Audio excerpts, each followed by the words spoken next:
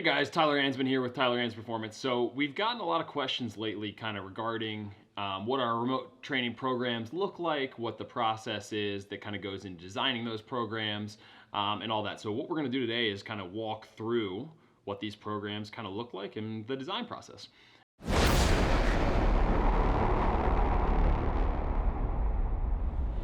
So the first thing is, let's start with the athlete training profile. This is basically our dashboard here. So this is where we store kind of all the relevant kind of KPIs about you. So we would have, your height, your age, when you need to be ready by, all that kind of stuff. And then we'll have your starting body weight, goal weight, and then you'll kind of see where we enter in weight daily kind of based on that.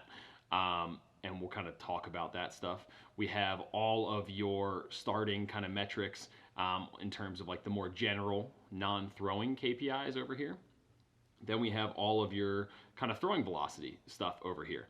And so based on the sheets that we have in this kind of packet, you'll be able to record that there and it'll automatically show up on your dashboard here.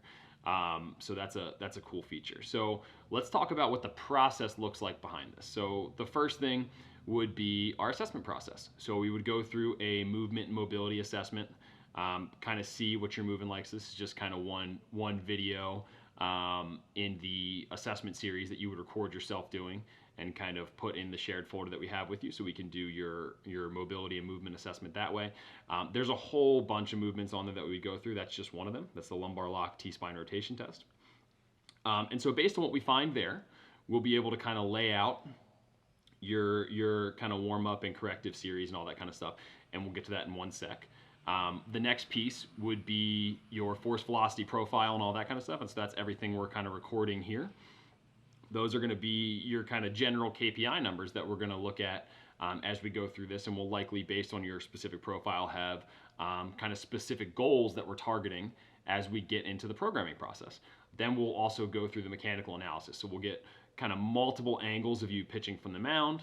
This is just kind of one example of what it'll look like. This obviously isn't the full thing, but you can kind of see some of the arm action stuff we're looking at for this kind of sample athlete here and what that might look like. And so based on what we find in your mechanical analysis, the first place we're going to go is that movement and mobility assessment to kind of see if, like for example, if you can't segment your hips and torso, right? If they're rotating as one piece, we're going to go check out like, hey, what does his T-spine rotation look like to the arm side? And if it's bad, we'll know that we need to improve that before we can really do any other stuff. If it's fine, because mobility isn't always the issue, if it's fine, then we'll go to the kind of motor learning piece and we'll learn kind of how to pattern those movements and kind of segment those movements or whatever the issue may be.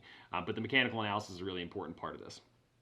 So let's go check out what the warm-up looks like. So again, this is based on your movement and mobility assessment.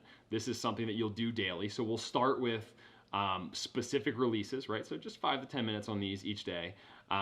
More on the things that are bigger problems for you, less on the things that aren't as big of an issue, and we'll kind of denote those. So for this sample athlete, this is what they have in terms of releases. They don't really have anything with the foam roller. It's all pretty much lacrosse ball related. Then we would go through your warm-up. So you'll note that you perform this without shoes. Just kind of an easy way for us to introduce some barefoot training, strengthen the feet a little bit, the intrinsic muscles of the feet, get those kind of small joints moving a little bit better than they typically do in a really controlled kind of way.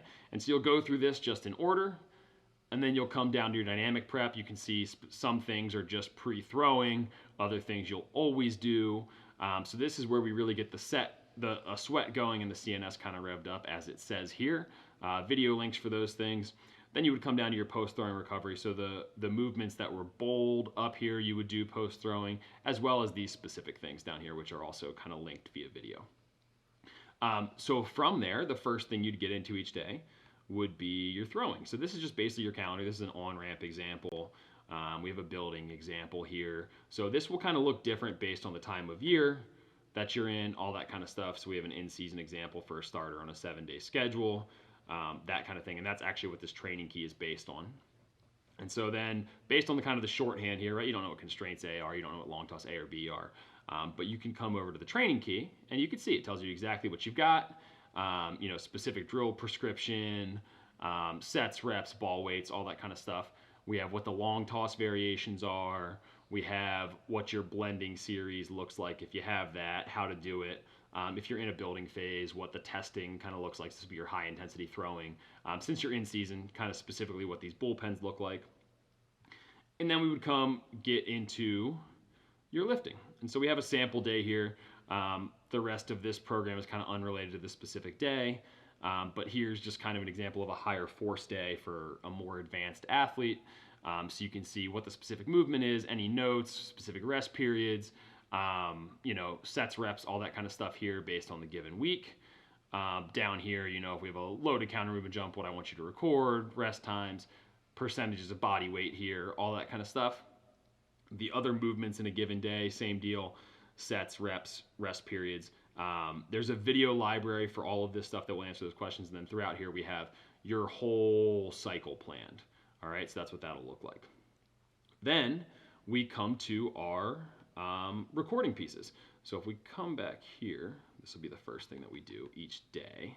So you'll record your body weight and your recovery metrics every day.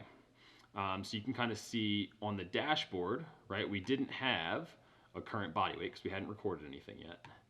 But each day you'll record this and it'll automatically update to go there.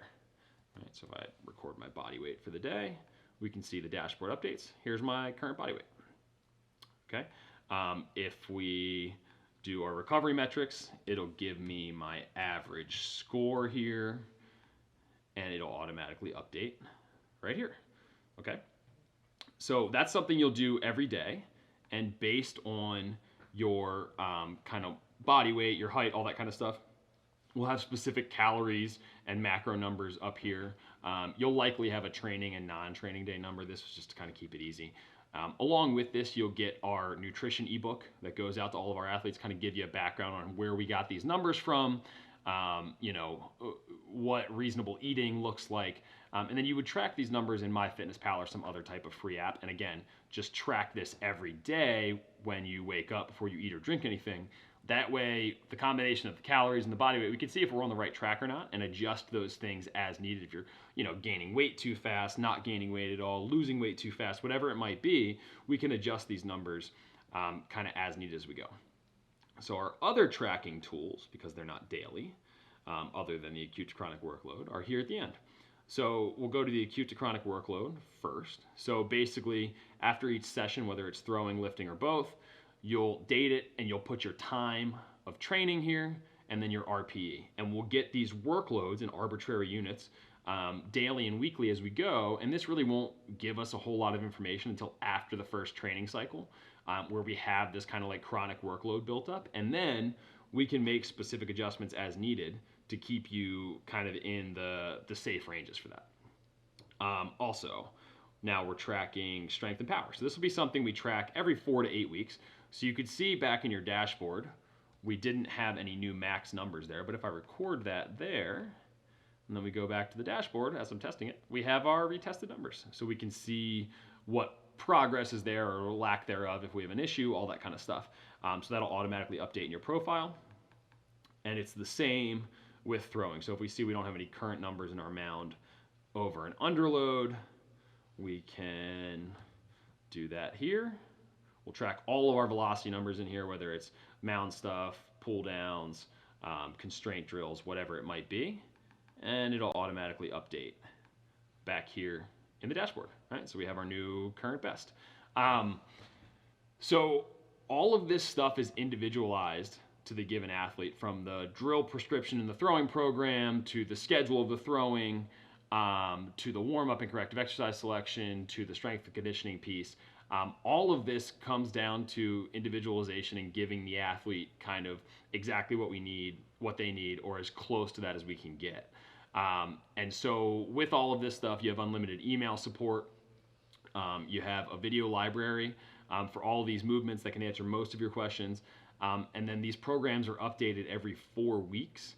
And with that, we do generally a phone call to kind of check in if we haven't talked as much since then, or even if we have, we'll talk about how the previous cycle went, kind of do a post-mortem on that, and then what we're looking ahead with in the next cycle, and all that kind of stuff. We'll just kind of check in and see how everybody's doing. And that is kind of a walkthrough of our remote training process. So if you have any questions, feel free to shoot us an email. Feel free to drop any comments below, and don't forget to subscribe to the channel. Thanks for watching, and I look forward to hearing from you guys.